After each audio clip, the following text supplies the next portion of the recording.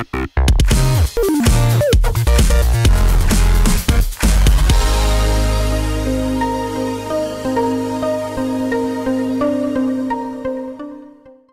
everyone, bonjour tout le monde, bienvenue dans Do You Speak English sur NRTV. On apprend ensemble à perfectionner son anglais avec la Mary Poppins de l'enseignement, Nathalie Adams-Perrin. Bonjour.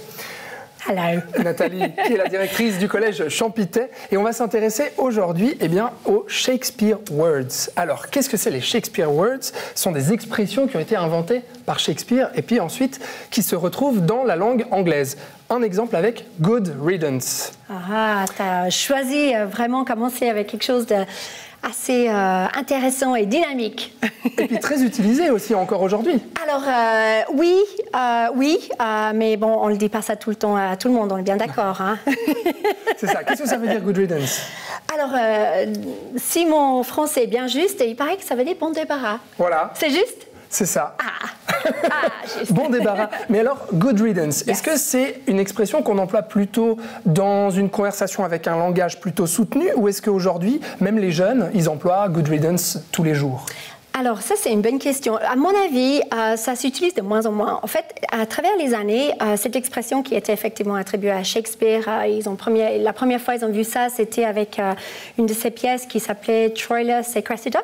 Pas une des pièces les plus connues, mais en tout cas, voilà, il était dans cette pièce-là. Il a évolué pour qu'on rajoute une deuxième partie de la phrase. Et en fait, c'est good riddance to bad rubbish. D'accord. Voilà. Et to bad rubbish, ça s'est enlevé au fur et à mesure du temps. Non, en fait, ça s'est rajouté. Ah, rajouté, ça s'est rajouté. Au début, c'était good riddance. Ouais. Et après, on a rajouté quelques années plus tard, c'est good riddance to bad rubbish. Donc, bon débarras ou mauvais déchet. Voilà. D'accord.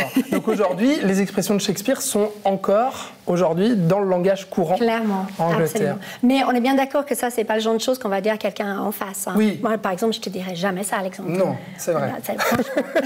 C'est parce que c'est vrai que c'est une expression qui est pas très sympa. Comment on l'emploie en fait? À quel moment les anglophones emploient good riddance? Alors moi, je peux utiliser par exemple, c'est vrai, on peut dire ça pour une personne, ce qui n'est pas très sympa. Mais en fait, quand on est tout content de voir quelqu'un partir, finalement, qui a peut-être amené une mauvaise ambiance. Ah oui.